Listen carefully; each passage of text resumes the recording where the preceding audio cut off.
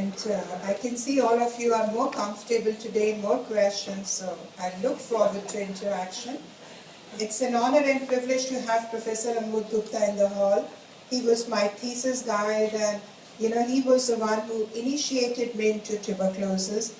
And of course, Rupesh, we have now been collaborating, and one of my wonderful fellows, Anirudh, and our rheumatologists, microbiologists, and people, as I mentioned yesterday, you would need. Now, this is actually a very old slide, which we keep on showing all the time. What is it? So when we talk of tuberculosis, it's a challenge, diagnosing tuberculosis from the eye. And why is it a challenge? Because automatically when you talk to any internist about tuberculosis, they want to see acid-fast bacilli, either from the sputum or from the biopsy or from the lymph node. Unfortunately, when it comes to eye, we don't have any biopsy material which can show them the AFB, or we do not have the culture and histopathology. So, by and large, they don't believe that there is tuberculosis in the eye. So that is the main problem. The tests that we have, they are only indirect tests, like you have chest imaging, you have tuberculin skin test, quantiferon TB gold, and some extraocular focus that you are seeing. And the third one is response to anti-TB drugs. So how did we get initiated into tuberculosis? It was year 1995 that we had a beautiful report of 5 series reported from one of the tertiary care institutes in South India, where they said the eyes had to be removed because some of them were diagnosed as tumors, one endophthalmitis, and they were the end stage of the disease. And when the eyes were enucleated, they showed there were acid-fast bacilli in those eyes, and the diagnosis was TB. And I still remember, I think in my second year of residency in ophthalmology at that time, and Professor Gupta told me there is no fun in making the diagnosis during postmortem. The fun is to make the diagnosis when the person, in our case the eye is still alive, and then try to prevent them from going to a stage where you have to remove the eye for whatever reasons. So the first challenge that we had during late 90s was, how do you make the diagnosis? Because we had at that time absolutely no clue, and there were very scanty reports in literature about the tuberculosis of the eye. So that was the time when molecular diagnostics were kind of getting initiated, and our institute was the one that was getting initiated into, so we got very excited about PCRs. So we said, let's start doing PCR from one of these patients, and if PCR comes positive, at least we can talk about it to the world that tuberculosis exists. Because if you tell people that there is inflammation in the eye and PPD is positive, at that time nobody will believe that two were related. So we started doing PCR, and the first paper on PCR actually came in 1998. So what happens that within next 2 years we found a tool with which we could say that these are PCR positive patients. So we kept on publishing, we started doing PCRs, and we started treating them with anti-TB drugs. So what we established between 1998 to 2011 were that if you give anti-TB drugs, you can reduce the number of recurrences on long-term follow. This does not mean that you just give anti-TB drugs. You would need corticosteroids, whether they are topical, or systemic, because you need to take care of the inflammation. However, the inciting agent there is mycobacterium, which tends to cause recurrences of inflammation. So when you are adding ATT, you are able to take care or eliminate the inciting agent. And that is how ATT has a role in reducing recurrences. It does not have a role in reducing the inflammation. So this is a question that is asked in different forums multiple times, that if you are giving steroids, why ATT? So that is the basic concept of this. Challenge 2, we had now PCR, but how do you describe the phenotype? Is there a way, looking at the eye of the patient, picking up some clinical clues where you can say that, well, this could be tuberculosis? So as we go along the line, I'm going to show you the pictures. In the anterior segment, we all understand that TB causes granulomatous form of uveitis.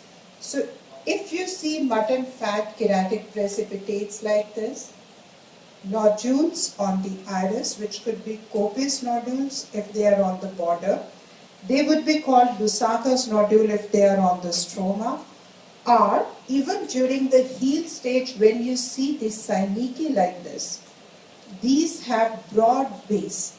So when you see broad base synecdoche, this somehow is more likely to be tubercular compared to the filiform or other forms of synecdoche. So this is just clinical looking at this. So we have reported all these long time back. So you can look at the positive and negative predictive value, but when we look at the broad-based posterior synecdoche, they almost have a 93% specificity as a sign that the etiology could possibly be tubercular. Then we come to the choroid. Choroid actually is a very favorite site for tuberculosis because mycobacterium travels via blood. So what exactly happens is all of us are exposed to tuberculosis because we all travel and we all been to different parts of the world. So the mycobacterium is inhaled, but immunity is so good that macrophages try to contain it. So we may have a latent tuberculosis, but we don't have a disease. Now, some of those macrophages by the way of blood reach the eye and they settle down probably somewhere between RPE and Bruch's membrane, and they may remain there forever. But if for any reason they get activated, they will produce choroidal disease.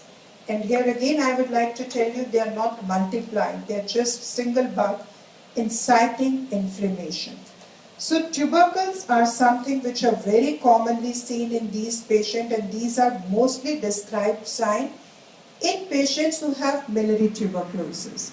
So if you are seeing these tubercles, you need to rule out the active form of the disease, because the latent form of the disease mostly produces vasculitis or serpiginous choroiditis. But tubercles generally represent. This is the left eye of the patient. This is what we call tuberculoma. It is same tubercle which is gone bigger in size, and when they grow bigger in size, sometimes you can have exudative fluid associated with them, which is a kind of a feature of the whole disease spectrum. So the presence of exudative detachment should not make you think that this probably is not TB, because large granulomas would have an associated detachment. When you do fluorescein angiography, they do show initial hypo with late hyperfluorescent, which is classical of these. And this is how the tubercles are responding to treatment, and this is the granuloma responding to anti-TB drugs and steroids.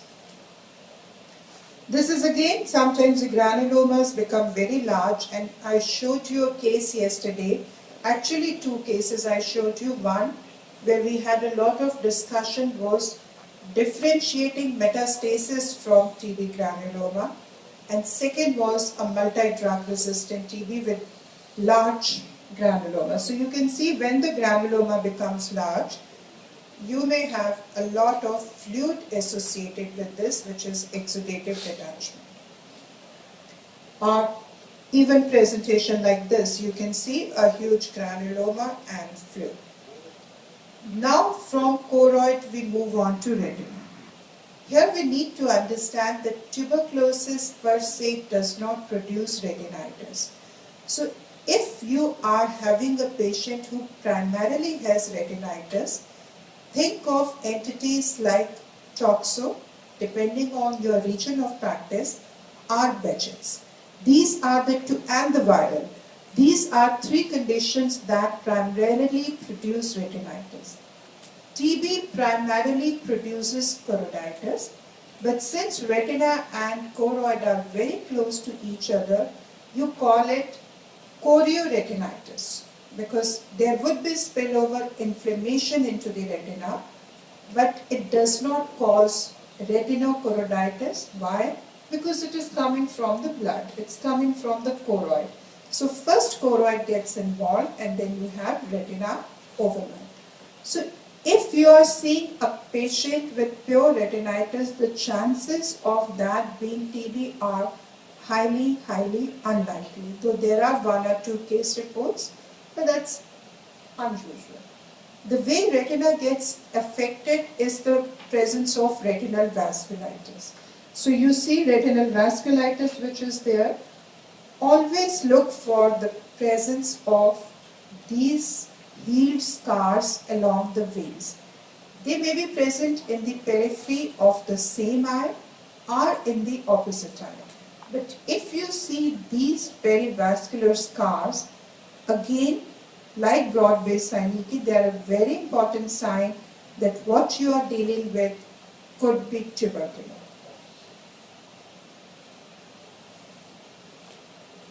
The second part of tuberculosis vasculitis is it tends to be occlusive in nature. Now when we talk of occlusive vasculitis, again you think of two things. One, it could be TB. Second, it could be Behçet's. If you have occlusive vasculitis with retinitis, think more about Behçet's. If you have occlusive vasculitis associated with some scars or perivascular choroiditis, think more about tuberculosis. So what has been happening in the past is this occlusive vasculitis causes peripheral non-perfusion areas, new vascularization which is made bleed. And probably how the term Eales disease came into picture, because Eales is nothing but multiple recurrent hemorrhages. Now some of those patients we are able to diagnose as TB. So if you have a diagnosis, you don't call it Eales disease, because Eales by definition is an idiopathic disease. But if you think this is TB, then it's TB vasculitis, then it's not that Eales has a TB as an etiology, because that doesn't work that way. So I'll show you this, and these white fields are very useful in detecting some of these capillary non-perfusion areas. You saw the right eye, and this is the left eye of the patient. You see multiple hemorrhages, some cotton wool spots, but look at the amount of the occlusion. These vessels, these are the leading edge you see. So most of the retina here has got occluded, and you see in the right eye, you see the blood vessels and how much occlusive vasculitis. This is not the usual, but you would see mostly in the periphery. This is just to show you what occlusive vasculitis means. So if we look at these signs, what we have described as vasculitis, pre-test and post-test probabilities, but overall diagnostic accuracy is 58%. But if you have vasculitis and choroiditis together, that is 59%. So after the retinal vasculitis, we move on to something called serpiginous-like choroiditis. So tubercular serpiginous-like choroiditis is a phenotype, and we kind of named it in 2003, and that made a lot of difference in the way we would manage our patients with serpiginous choroiditis, and then subsequently most of the people would manage their patients with serpiginous choroiditis. So what happened before 2003? Let me give you a brief glimpse of that. This was before 2003, and when we followed up our patients between 1989 to 1997, so we realized that what we were having in our patients, because at that time we were not thinking of TB as an etiology, and what we had read in the books is serpiginous choroiditis is an autoimmune disease. The moment you see, you start patient on steroids, on immunosuppression. If immunosuppression doesn't work, add second agent, and that's how we were treating. We were not even investigating these patients for a possible etiology like TB, viral, during that time. And we realized, when we analyzed, that more than 95% of our patients, despite on multiple immunosuppressants, would having recurrences. So why would a disease that is autoimmune in nature would have so many recurrences? So if we look at this, why does a disease recur? Either it is an autoimmune and we are not giving adequate immunosuppressive therapy, which means increased immunosuppression.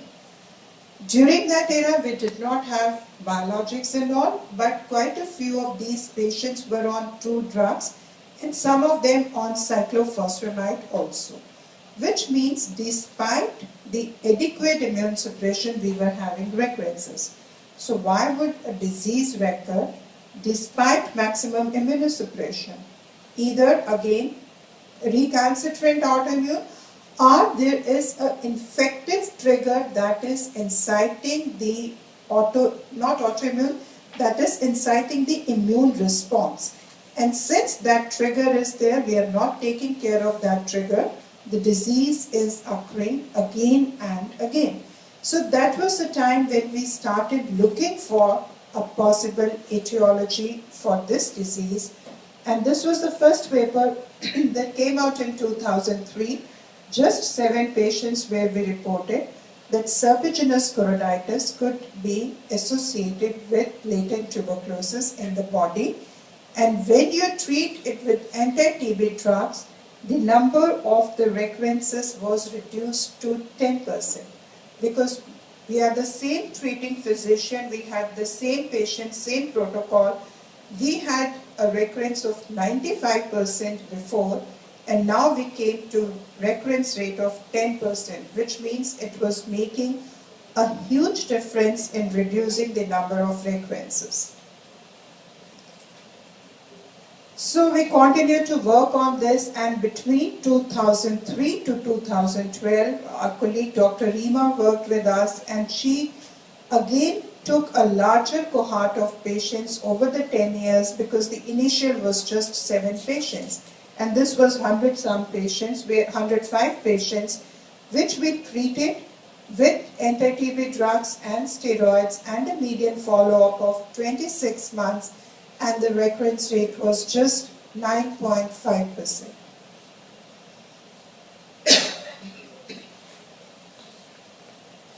Subsequently, Dr. Rao's group described these differences on between the traditional serpiginous and serpiginous-like tubercular.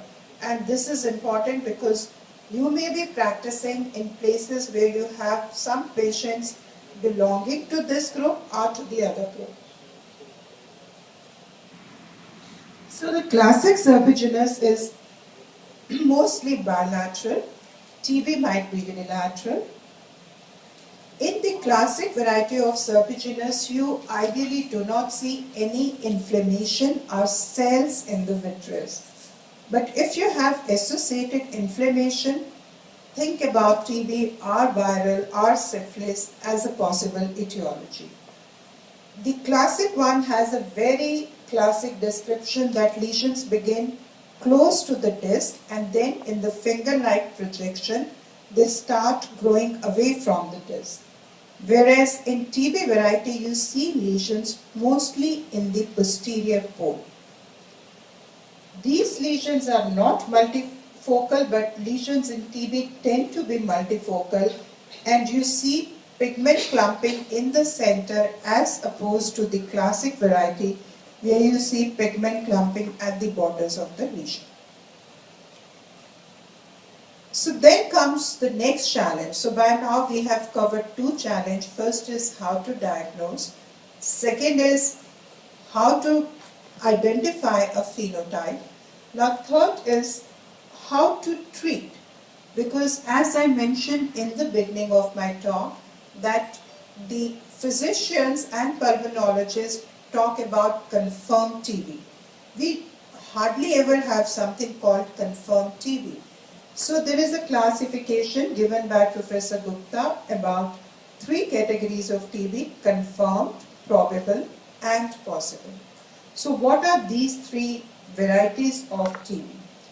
So let's look at how a confirmed TB patient would be. Now this is a lady, actually some point she was diagnosed as sympathetic ophthalmia, but it was a pan-uveitis in one eye where the other eye was lost.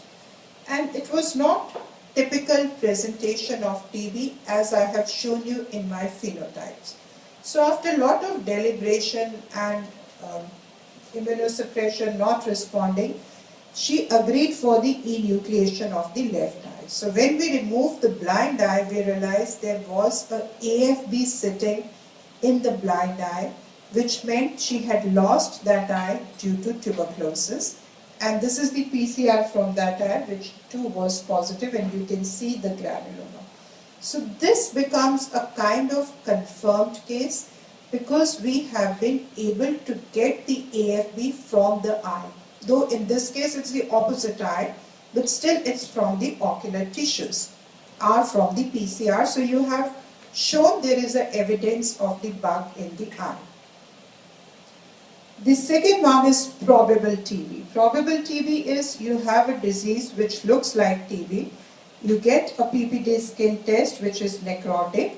You have some lymph nodes, you biopsy the lymph node. It's not the biopsy from the eye.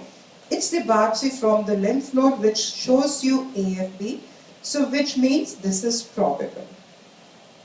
Most of our patients belong to possible or presumed TB.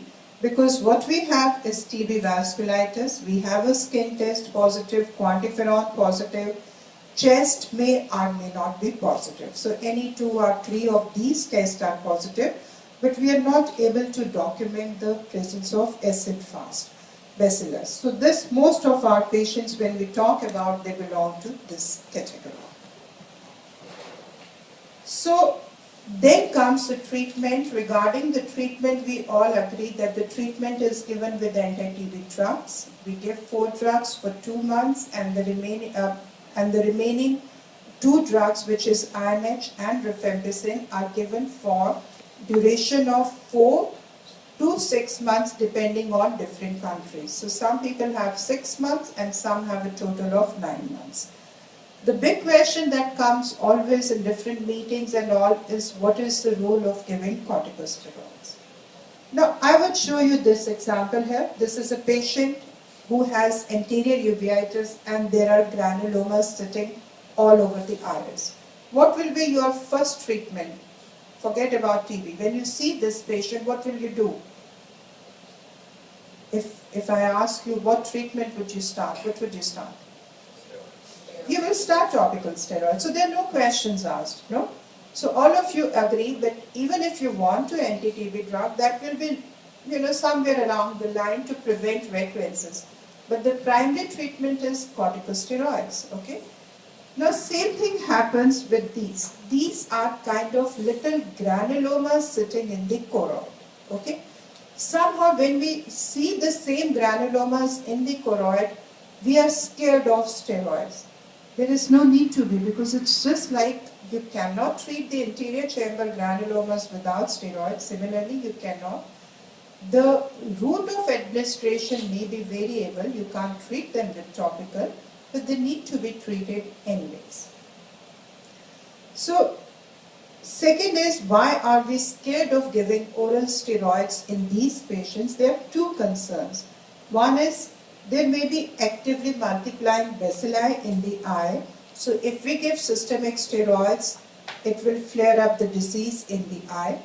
And second is there are bacilli which are multiplying elsewhere in the body, and we may aggravate a latent disease to become a manifest disease. So how do we look at it? We look at it by studying the phenotype in the eye. Like if you are seeing a serpiginous-like choroiditis, you understand it's a hypersensitivity response and you need to treat it with steroids. But if on the other hand you have a huge granuloma and necrosis going on, don't be in a hurry to inject steroids in the eye. Like this patient came to us and you can see this Ozurdex implant injected. Now these are the kind of the situations which are not so common, but these are ones you have to be aware of and differentiate them from the hypersensitivity variety so that you can treat them judiciously. So you can see here is a large this thing, and CECT chest again in this patient shows there was pericardial effusion, there was bronchiectasis, and there was lots happening.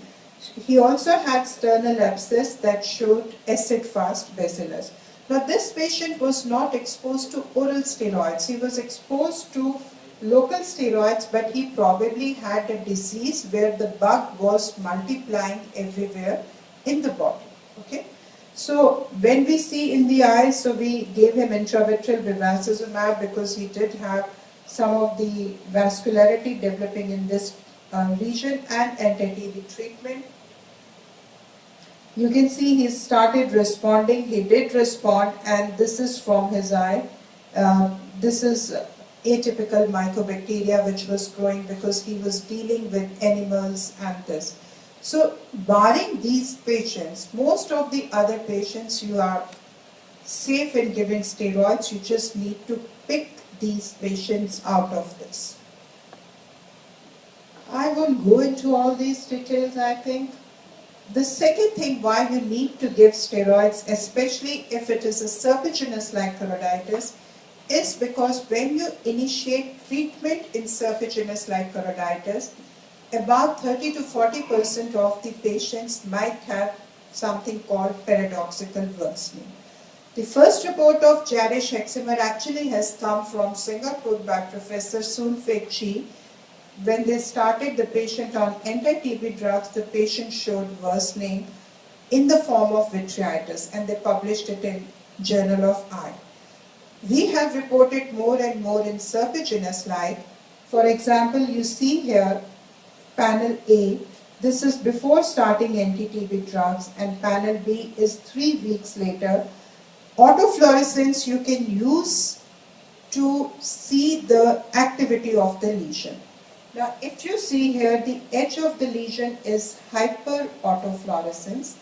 That represents that the disease is active. And you can see here the disease is progressing with an active edge on initiating anti-TB drugs.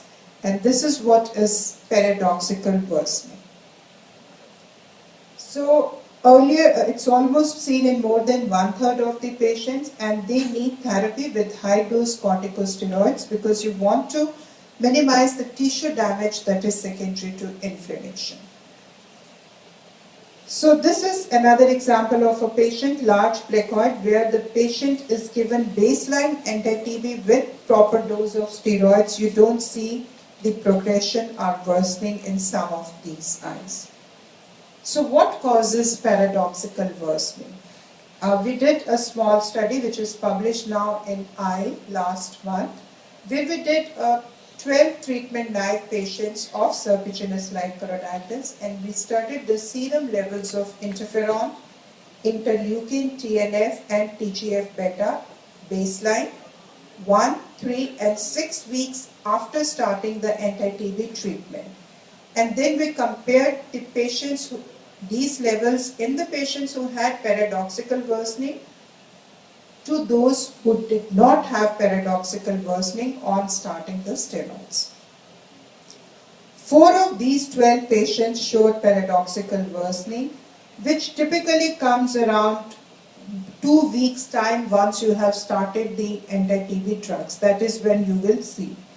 So patients who have a high IL-10, they are the one who are likely to show worsening. And the patients who develop worsening, the level of interferon gamma peaks at 1 week and TNF alpha at 3 weeks. Without going into the detail, this is just to give you an idea that once you start anti-TB therapy, the bacteria, they die, they release some of these mediators of inflammation into the system, which will include into the eye. So you need to tackle that by adding your steroids at that particular time. There are lots of reports of local treatment with for managing these kind of worsening, or otherwise adding dexamethasone implant. We do have quite a lot of experience with that now. Under the cover of APT, if it's a unilateral disease, we do add our intravitreal methotrexate for the worsening. You can try if you don't want to add too much of systemic immunosuppression. So I will again skip and coming to just the last part of this, what are the challenges that still remain? Challenges still remain is that we did not have, what one center in the world was doing, the second one was doing it differently, and third one was doing differently. So there is no proper guidelines or the protocols, and that affects us because when we try to convince our physicians to start treatment on ATT, most of them may not agree with you. Why? Because it's not a recognized form of extrapulmonary tuberculosis like skin TB, meningeal TB. Ocular TB is not something physicians are even aware of. It produces lots of clinical manifestation in the eye, and the diagnosis and management decisions are influenced by geographic region, different investigations. Like yesterday he was asking that, can I order investigation or does my physician order?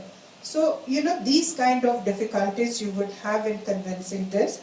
So that is how, even from our own country, which is endemic, when we have guidelines on extrapulmonary TB, we do not have ocular TB in that, because they say there is no consensus amongst the expert on ocular TB.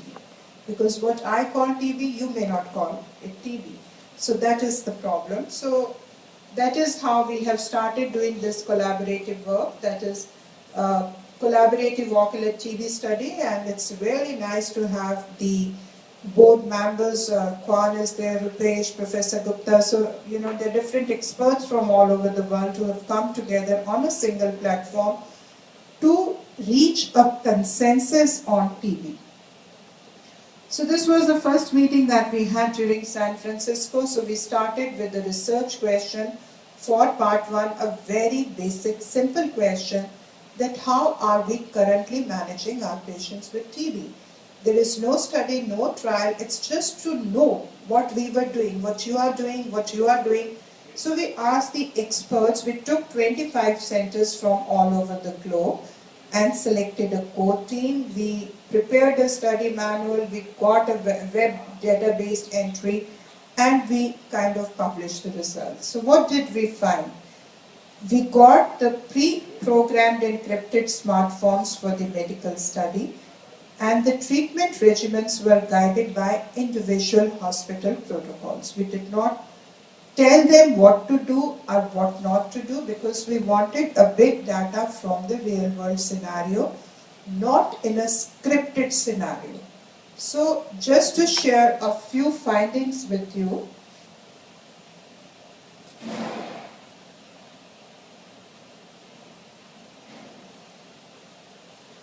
One second, something. So just to share few observations from this. First is about the global variations in the management and outcome of TB uveitis patient, and this is 962 patients. This is an IOVS. What we found that when we studied the records of 945 patients, 1485 eyes with TBU were analyzed and mean ages around 41 years. There are more men, Asians are more common. Most of the patients will not have any symptoms or history suggestive of pulmonary TB. Some patients had evidence of inactive pulmonary TB, but that is just 26%, which means you are not going to look for the active disease, because majority of them are not going to have coexistent pulmonary TB. Patients with Western geographic origin, African and Hispanic ethnicity, and a positive immigrant status are the ones which had poorer outcome. Now, why they had poorer outcome? Reasons could be multiple. Poor access to the expert. It could be low index of suspicion in the country where they have immigrated to. Or it could be related to a long exposure to immunosuppression before the diagnosis is made. So these were multiple factors, but if I want you to focus just that if you are seeing TB, don't look for the systemic disease, and now you can convince your physicians based on this data. Then out of that cohort, we chose 801 patients who had received anti-TB drugs. We did not have uniform groups to compare the results of patients who had received and who had not. So we just reported the results of 801 that received ATT, and the treatment failure was seen only in 12.7%, which is very close to the studies that I showed you from our center, which was treatment failure of about 10%. Which means that in more than 80% of the patients, TB treatment, when given adequately, was helping in eliminating the disease. Okay? But we still have 12% of the patients who will not respond and who will have recurrence, where either the diagnosis was wrong or the drugs were wrong or whatever the reason was. Phenotypes that are most likely to receive TB all over the world are if you are seeing vitreous haze, retinal vasculitis, or choroiditis. And pan-uveitis associated with vitreous haze and choroidal involvement, they have a worse prognosis, and that might be because they might represent the late form of the disease.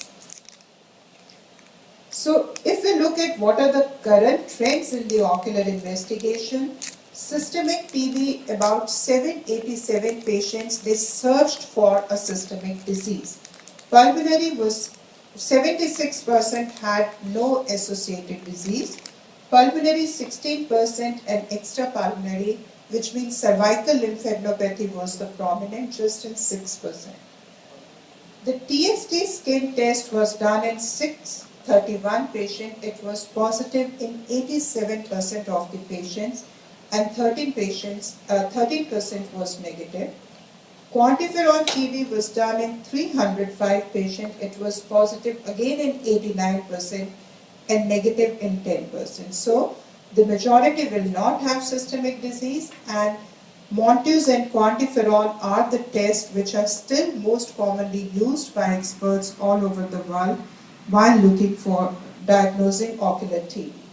When we come to chest imaging, chest X-ray was actually more common, being performed in 702 patients, which was positive in 26% of the patients, and 73% had normal chest X-ray.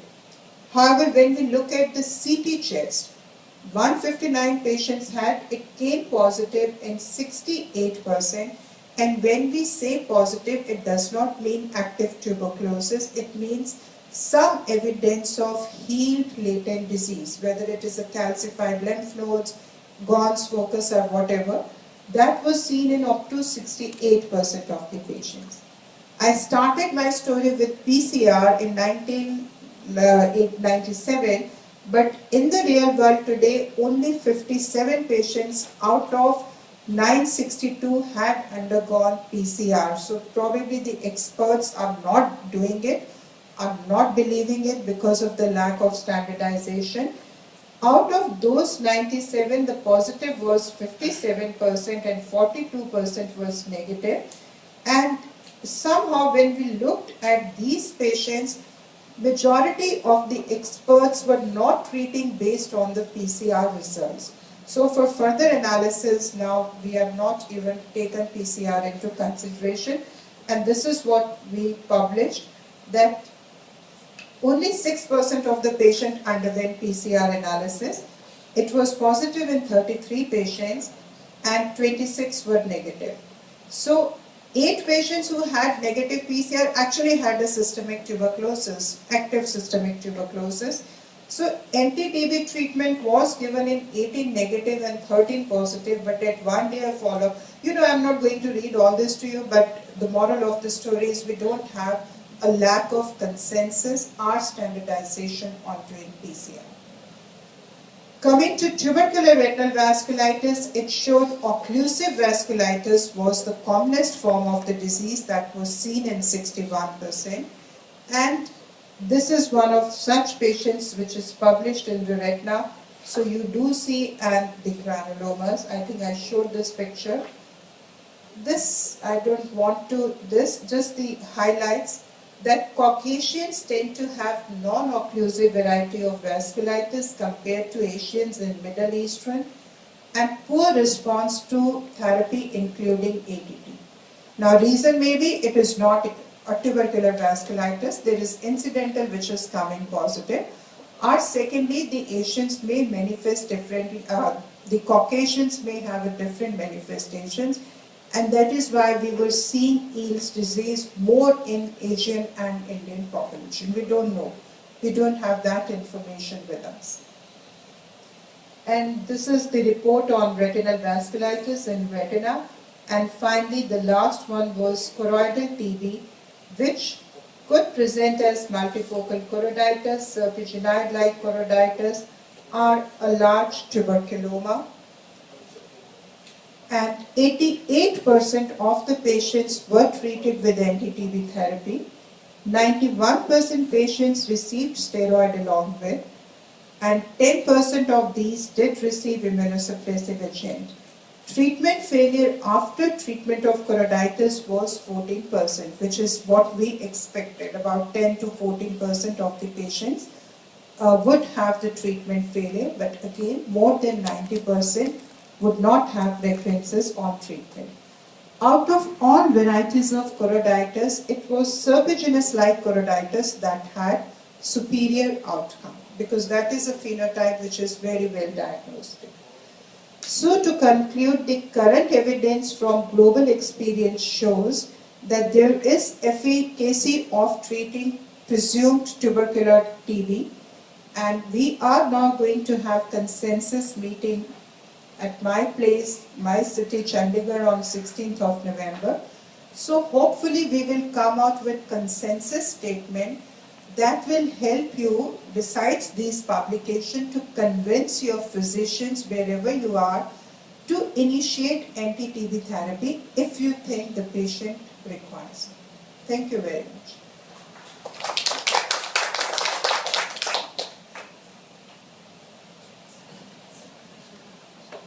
Hi, Dr. Vishali. Yes. What do you consider a positive multiplex? 10 millimeters, 20 millimeters? 10 millimeter induration, and it is only the induration, no edema or erythema. So more than 10 millimeter after 72 hours. Okay, thanks. Sorry, got a couple of questions. Yeah, sure. I just want to ask, for your NDR-TB, you diagnose it based on your PCR, is that right? So, That's right. And this is from the aqueous samples? From the vitreous. Vitreous, okay. And for the Osidex, for your immune-related TB, would you consider also, I mean, one issue that we do face sometimes is patients can't tolerate the duration of TB treatment or the side effects of treatment. Would you give Osidex in those cases, presuming that these are immune-mediated, without the cover of TB? Anti-TB drugs? Yeah. Like I told you that basically steroids are the mainstay of treatment, whether it is local or systemic doesn't matter. Depending on the unilaterality and the IOP and certain other factors, you will decide on giving steroids. Now the big question is whether to add anti-TB or not. Steroids will take care of inflammation even if it is TB mediated.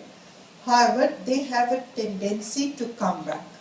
So what anti-TB is going to do is going to reduce the number of recurrences.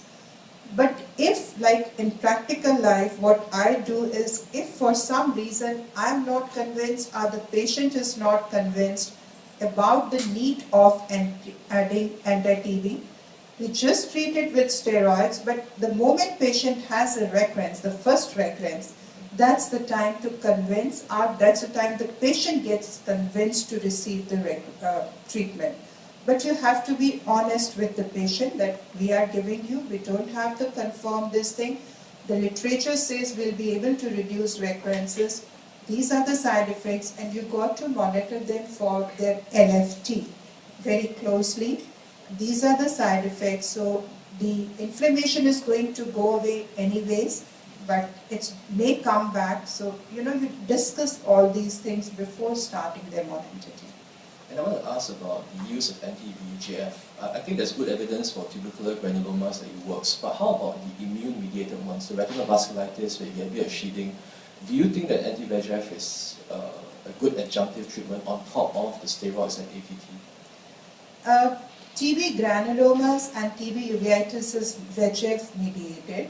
VEGF is one of the mediators that comes into play when TB works. So in granulomas, you invariably see the yellow thing, and then you see something red on top of that yellow, and you may see some vessels dipping into it, which means there is a retinal angiomatous proliferation on a choroidal neovascular membrane.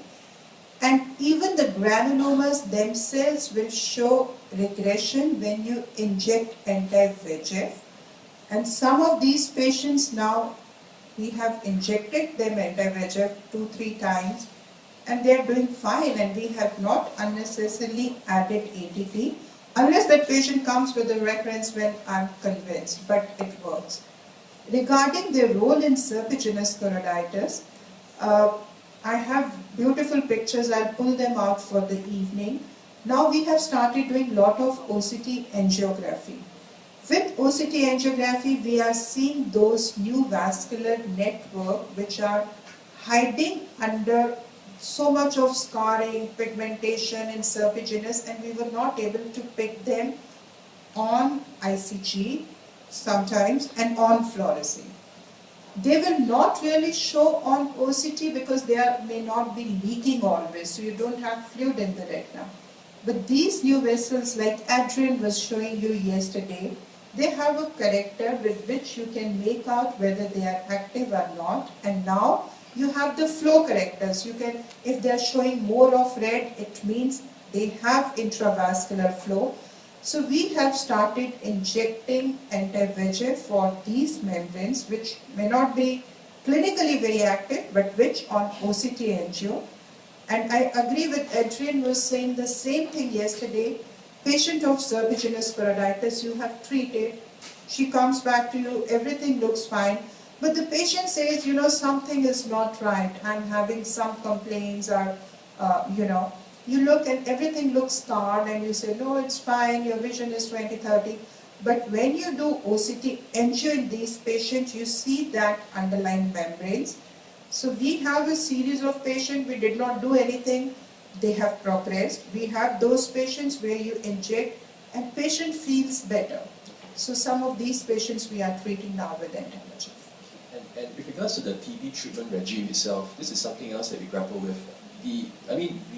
From what I understand, there's a clear distinction. One is your TB granulomas, which are active tubercular replication inside, and then there's the other immune-mediated. Everything else. Yeah, everything else. So when you send your patients to your ID physicians, one question that comes back to us is, do we treat them with as latent TB, which means 2 months of 2 agents followed by isoniazid for a longer period, or do we treat them as active TB, which is a much harsher regime?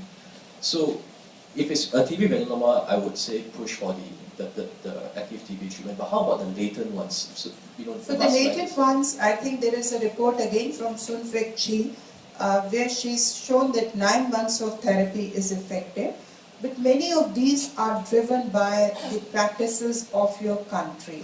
So we cannot, like my country, if they have a particular regimen for, some of the countries don't give ethambutol if there is an ocular involvement. Other countries are giving, some add levoflox. So all this, I cannot tell you the duration exactly, but you treat it as latent tuberculosis. If So you you don't would have treat it. as later? You will treat as latent. Okay. Alright, thank you. You're welcome. Maybe. Chaitanya? Yeah, Dr. Chaitanya. Out of all the poster segment manifestations, like vasculitis, tuberculosis, tuberculoma, according to your experience, which one is the most common? Serpiginous line, Serpiginous, like. followed by vasculitis, both of them.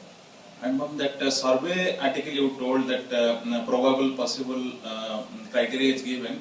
In that 1-2 month therapeutic challenge is also there, like you give whether we are practicing that in. Survey article was a review of whatever has been published. That is not what we practice. So we are not giving therapeutic trial because our physicians believe that increases the risk of multi-drug resistance. So if we have to give, we give the full treatment. That is true even for CSR patients because rifampicin came into fashion for CSR and I wanted to give, but they did not allow me to give. This is single drug. In an endemic country, you increase the risk of drug resistance. So if we decide to give it all, it is the complete course. Ma'am, regarding the dosage of steroid, oral steroid, what we give? Like? It's full dose like you would treat any inflammation because we tried, we were scared, so instead of 60 milligram, we will give 40 milligram, and that was the time we saw so much of paradoxical worsening. So initial phase, it has to be 1 milligram or whatever you feel needs to be done. Don't reduce that simply because you are thinking of TB. Is it different whether the granuloma is found in the near the optic nerve head or the macula and somewhere in the periphery? We don't differentiate the dosage of steroid. No, it would matter because anything which is vision threatening, you naturally tend to be more aggressive. But if it is in the periphery and the vision is 6/6, I don't have to push in so much of steroids there. I would be, so that decision making would depend from case to case. But anything which is threatening or involving the fovea, naturally we become more aggressive. Thank you.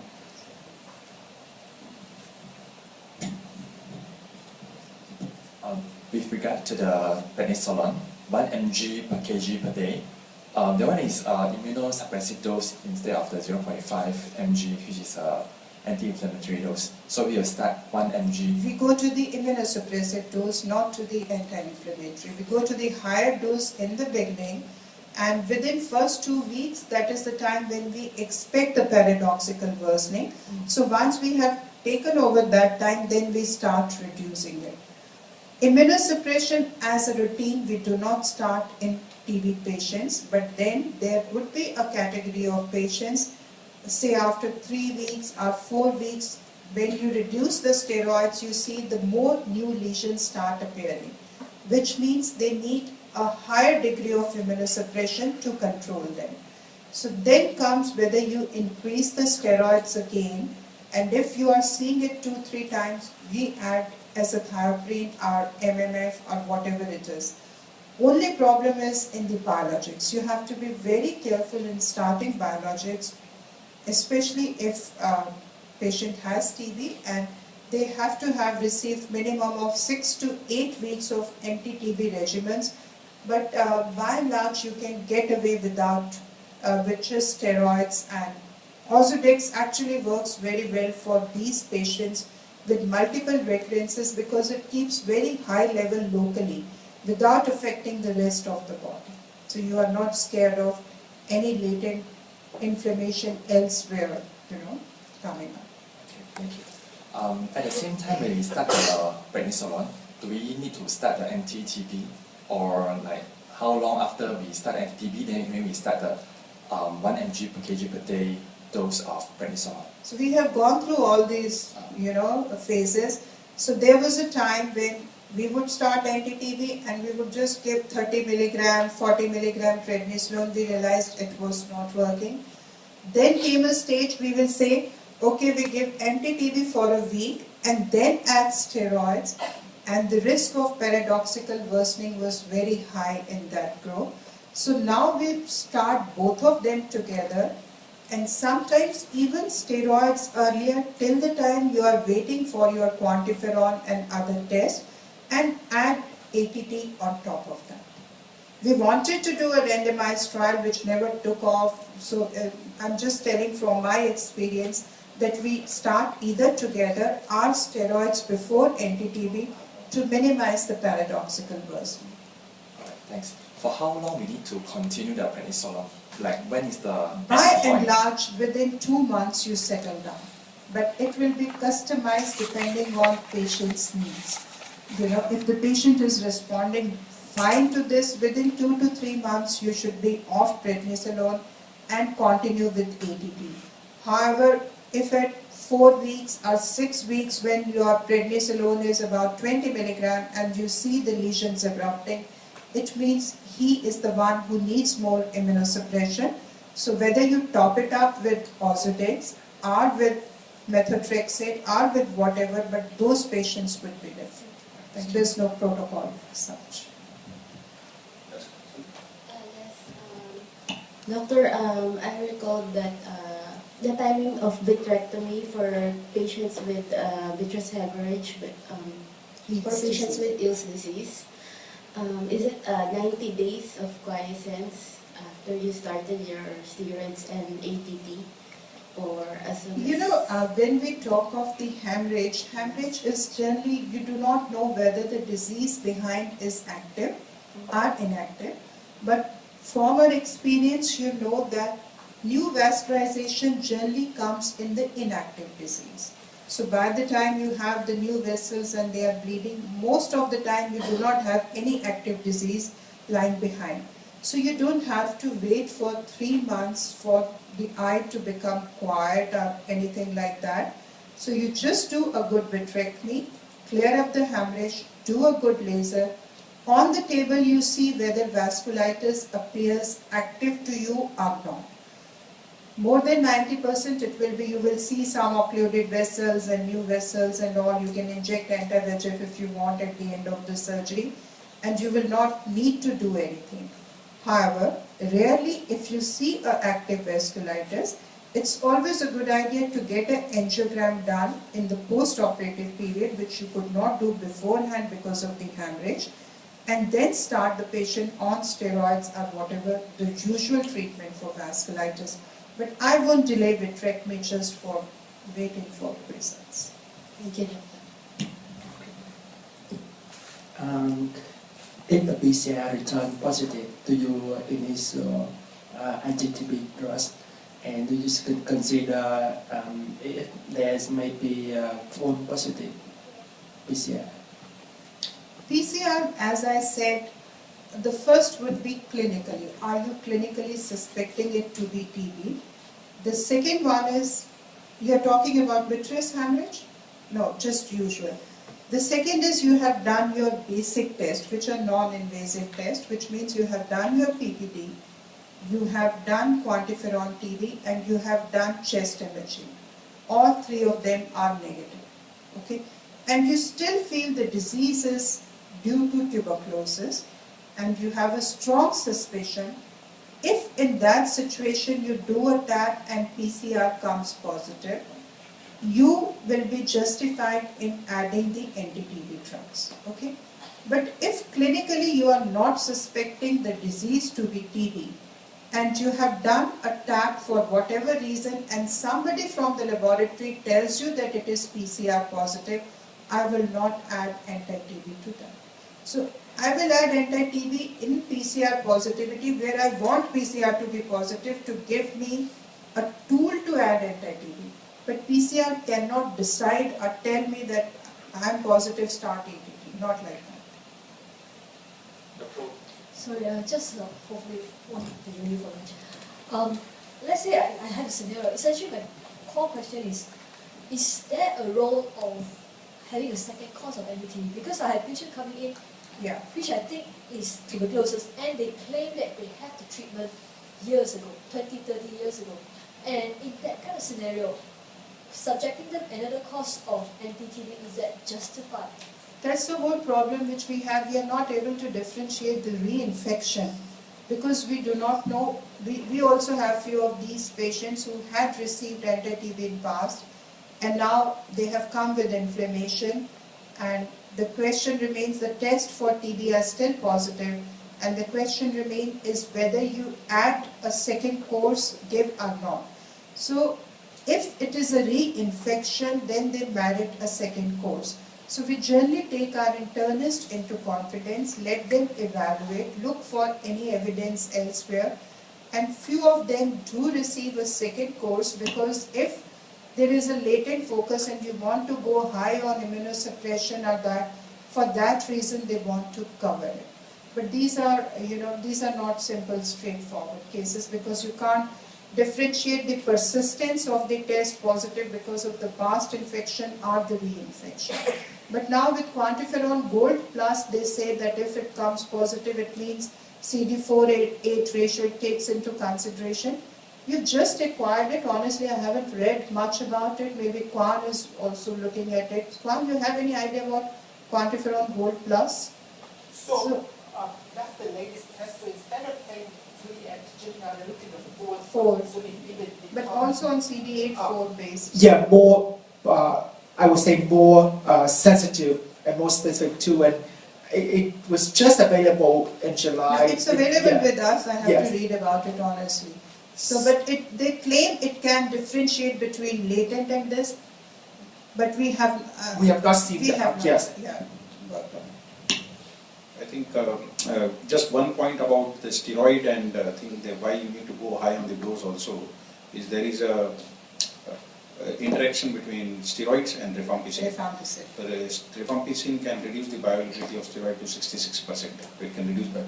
Therefore, you need to have the dose. So as we conclude this session, I'd like to have some words from Professor Gupta, who has not been formally introduced to his emeritus professor, and I'll be introducing him soon after the lunch. But because it will be unfair for TB session where he has not said anything. Just for us as a past, present, future, something, a few tips for us as and all these young researchers, and hopefully some of them are researchers also, and clinicians. I think that Vishali Gupta has summed up very nicely all what we know as of today.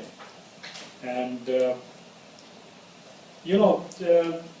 what I was telling Dr. Rupesh a while ago, till 1950, 1950 is the cutoff, the watershed, because before that no treatment was available for tuberculosis anywhere in the world. So the antibiotics came in 1950. And before that it was rampant. Ocular tuberculosis was rampant all over the world. And in fact, if you look at the reports, and there is a beautiful review, is a thesis written by Dr. Ost in 1932 in Transactions of American Ophthalmic Society, where he has given what was being felt. Now that article is written before anti-TB drugs became available. And physicians at that time and the ophthalmologists believed that the pulmonary tuberculosis occurs because of TB in the eye. It was the other way around. Okay, they thought, let's remove the eye because this TB will spread from the eye to the lungs. There is some truth in that, that if you inject, and this is what we have seen in animal models, if you inject a TB bug into the vitreous cavity, okay, it will disappear from there, and you could locate it in the spleen or in the liver. You could culture it from there. Okay, so the TB bug moves around freely all over the body. You will find it sitting in normal tissue without creating a granuloma. It's the most challenging and difficult organism. Okay, so to understand completely the functioning, how it causes disease and how it doesn't cause disease, and some people, is tremendous job. I don't think in our lifetime we'll be able to solve it, but we are just scratching the surface. For 40 years after 1950, if you go to the literature before 1950, The pathology was described even before Robert Koch described the AFB.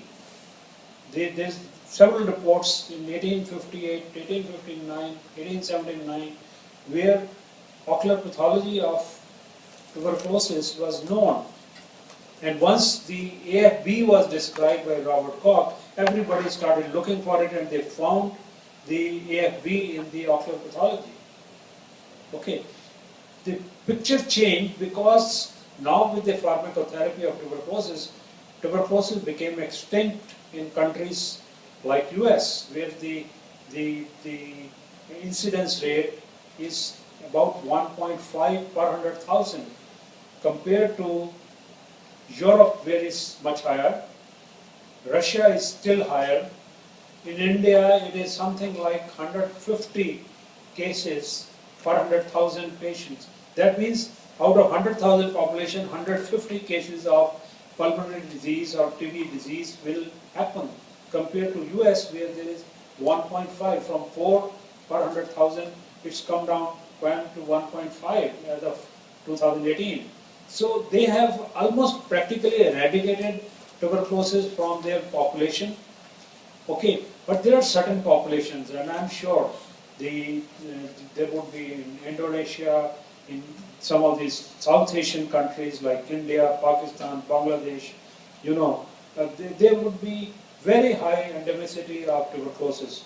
So in those patients, the pre-test probability of any positive test for TB would have a high chance that the patient has tuberculosis in the eye if any of these tests come positive, unlike in US, where in their population probably it may be false positive for a given patient, because these are not highly specific tests.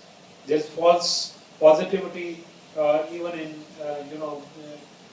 IGRA tests or for skin test or any of these tests. So I think we need to see what are the chances in a given population, if in your population in your country, if TB is endemic, then any test coming positive, you should view it seriously and you should treat it. Okay, in the US now, and Kwan will correct me if I'm wrong, patients, people who are going from here and they have skin test positive or TB test positive, they are being now treated for 6 months with INH, so that they don't become a nidus for, a friend, because what they have found, that if you don't treat latent TB patients, they become the nidus for spreading, because 10% lifetime chance that they will have a disease which can be communicated, say like pulmonary disease, which can spread the disease. So that is how they need to be treated. In high endemic areas, we can't treat the entire population. It's impossible. But wherever we get a chance, we must treat TB disease. And I think there's a beautiful editorial written by Narsingh Rao. I don't know, it's a response in BGO some years ago, where he questioned, treating, somebody's written treatment of latent tuberculosis. He says, when you are treating eye disease, don't say it is a latent TB. Because once there is a TB in the eye, it's an extrapulmonary tuberculosis, so you are treating a disease, so don't call it latent. So you must read that, small, I think half a page argument for naming it as ocular tuberculosis and not as latent TB. Gwen, am I right?